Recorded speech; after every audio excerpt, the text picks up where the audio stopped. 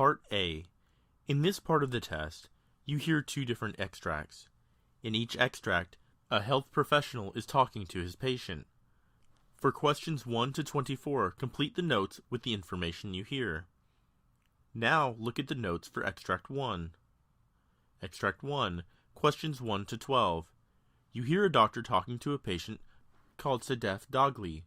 For questions 1 to 12, complete the following notes with a word or short phrase. You now have 30 seconds to look at the notes.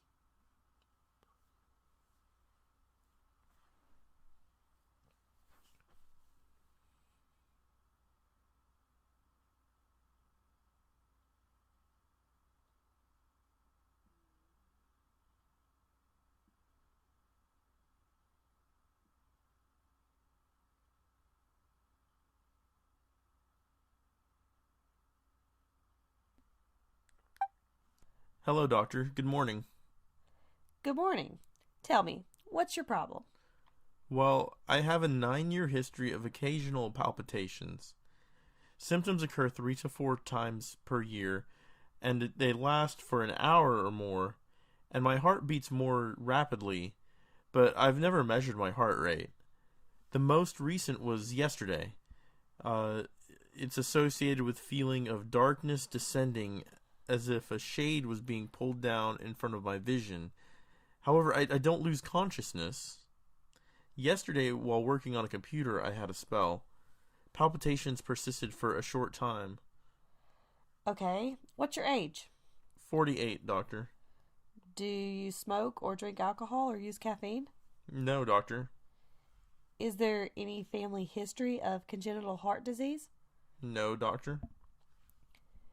You had any history of thoracic trauma or thyroid disease? No, doctor. I had anterior cruciate ligament reconstruction, complicated by contact urticaria from a neoprene cast. Are you taking any medications? No, doctor. Are you allergic to any medication or substance? Yes, I am allergic to neoprene.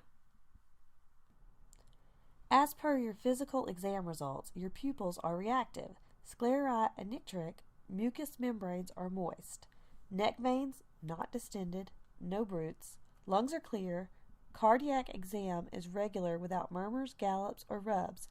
Abdomen is soft without guarding, rebound masses, or bruits. Extremities well perfused. No edema. Strong and symmetrical distal pulses. A D-dimer was mildly elevated to 5. CT scan showed no evidence of pulmonary embolus. Moreover, there is no progression over the 9-year period that you have been symptomatic, suggests that this is an unlikely cause. 2-dimensional echocardiogram shows no evidence of clinically significant structural or functional heart disease. A 12-lead electrocardiogram shows sinus rhythm with normal axis and intervals. No evidence of a pre-excitation. Lab reports show no evidence of myocardial injury. You have episodic palpitations and presyncope. I would suggest outpatient workup. Event recorders should be obtained, and I will see you again upon completion of that study. I would prescribe suppressive medication, beta blocker, or cardizem. There will be symptomatic improvement of the disease through it.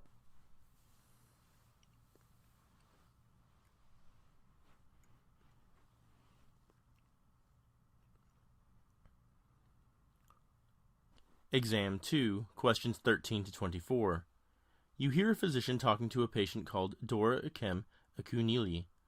For questions 13 to 24, complete the following notes with a word or short phrase. You now have 30 seconds to look at the notes.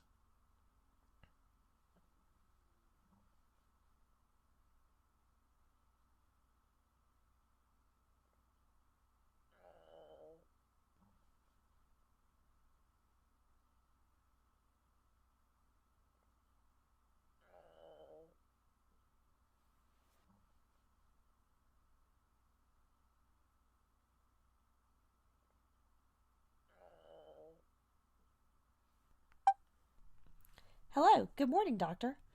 Good morning. Be seated. What's your problem? Well, I have uncontrolled blood pressure, doctor. Very recently I had a cesarean section delivery. Okay. What's your age? 36, doctor. Do you have any chest pain or shortness of breath? No, doctor, but I have fatigue. Yes, I get tired soon. You had any previous illness or surgeries? I have the history of hypertension, gestational diabetes mellitus. Do you smoke or drink? No, doctor. Do you have any family history of coronary artery disease? No, doctor. Okay. What medications are you taking? Cardizem and metoprolol were discontinued. Started on hydralazine 50 milligrams thrice a day and labetalol 200 milligrams twice a day. Hydrochlorothiazide and insulin supplementation. Are you allergic to any medications? No, doctor. Well, your physical examination report shows pulse of 86, blood pressure 175 over 86, afebril, and respiratory rate 16 per minute. Neck veins are flat. Your echocardiogram shows sinus tachycardia and non-specific ST changes. Bun and creatine within normal limits. You have preeclampsia, status post-delivery with cesarean section with uncontrolled blood pressure, borderline gestational diabetes mellitus. I'm ordering echocardiogram for assessment of left ventricular function. I am prescribing labetalol and hydralazine to see the improvements, and based on the response to these medications, I will make further recommendations for your treatment.